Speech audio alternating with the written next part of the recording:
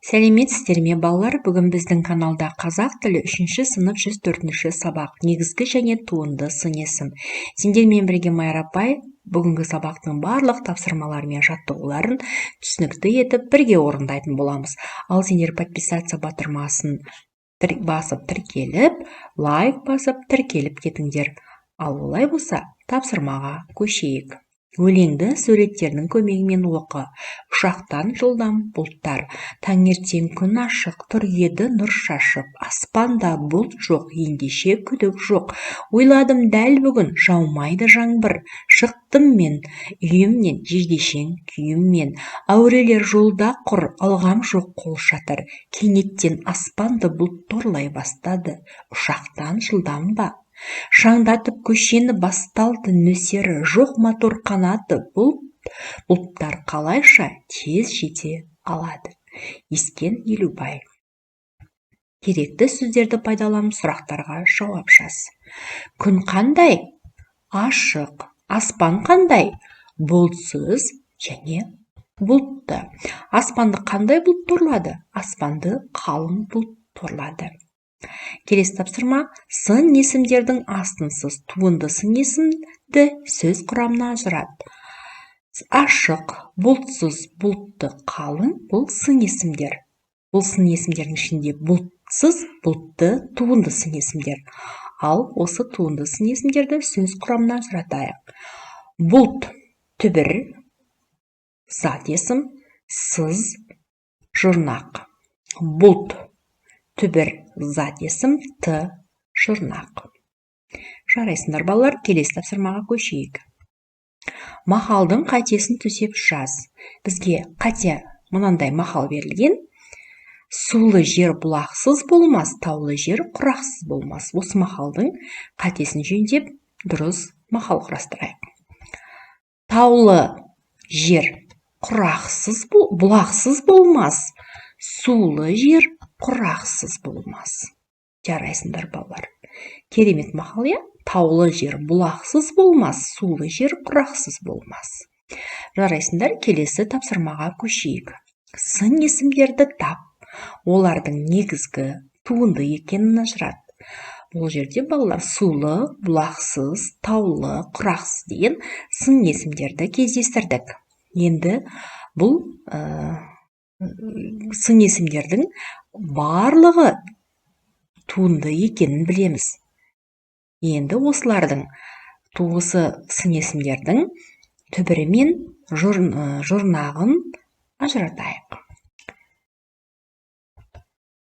Су, түбір, лы, жұрнақ. Бұлақ, түбір, сыз, жұрнақ. Тау, түбір, лы, жұрнақ. Құрақ, түбір, сыз, жұрнақ. Жарайсыңдар балалар, сендерге түсінікті болды деп ойлаймын. Келесі 7-ші жаттығуда берілген сын есімдерді келесі кестеге орналастырайық. Әсерлі әңгіме. Туынды сын есім, әсер, түбірлі, жұрнақ. Атақты кенші, туынды сын есім, атақ, түбір, т, жұрнақ. Тұнық су, негізгі сын есім. Ізгі, ой, із, түбір, г, жұрнақ. Жаңа дәптер, негізгі сын есім. Сүтті сиыр, туынды сын есім. Сүт, түбір, т, жұрнақ. Әдемі қыз, негізгі сын есім. Биік тау, негізгі сын есім.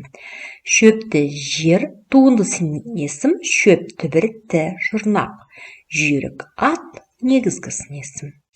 Керемет балалар, дәптерлеріне қатесіз жазып алыңдар. Келесі тапсырма, туынды сын есімдерді сөз құрамына талда. Олардың түбірі қай сөз табына жасалғанын айт. Әсерлі әңгіме. Зат есім, яғни әсер, түбірлі, жұрнақ. Яғни әсер, зат есім. Атақ, түбір, зат есім, т, жұрнақ. Ізгі, із, зат есім, г, жұрнақ. Сүтті, түбір, зат есім, т, жұрнақ. Шөп, түбір, зат есім, т, жұрнақ. Яғни барлық түбірлер зат есімнен жасалып тұрған екен.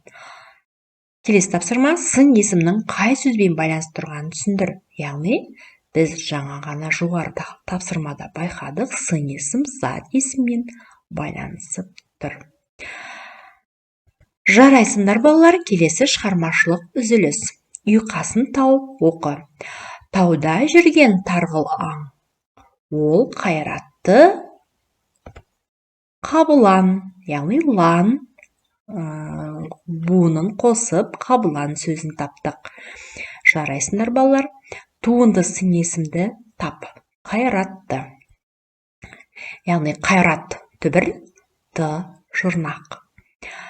Келесі тапсырма, жұбыңмен ойлан тап ойынын ойнап көр. Ол үшін біреуің берілген сөздің атын айтпай, оның мағынасын түсіндіресің. Яғни ол затты сипаттап айтасың. Екінші ол сөзді табу керек, я? Керекті су, жаңбыр, қар. Яғни суды біз қалай жасырып өзіміздің досымызға айтсақ болады. Яғни суды былай жасырсақ болады. Мөлдір, түссіз, сұйық деп жасырсақ болады, е? Ал енді жаңбырды қалай жасырсақ болады, балалар? Жаңбырды өткінші, нөсерлі, тамшыдан тұрады деген сияқты жасырсақ болады екен. Ал енді қарды ақ, суық, жұмсақ, мамық деген сияқты сөздермен жасырсақ болады екен. Яғни сын есімдермен жасырамыз, балалар. Біз барлық сөздерді, сын есімдерді қолдандық. Яғни сипаттау үшін қай сөз тағын сөздерін пайдаландың, сипаттау үшін сын есімді қолдандық. Жарайсыңдар балалар, осымен бүгінгі біздің сабақ аяқталды. Сендерге барлық сабақ түсінікті болды деп ойлаймын. Жарайсыңдар, подписаться батырмасын басып, тіркеліп кетуді, лайк басуды ұмытпаңдар. Сау болыңдар балалар.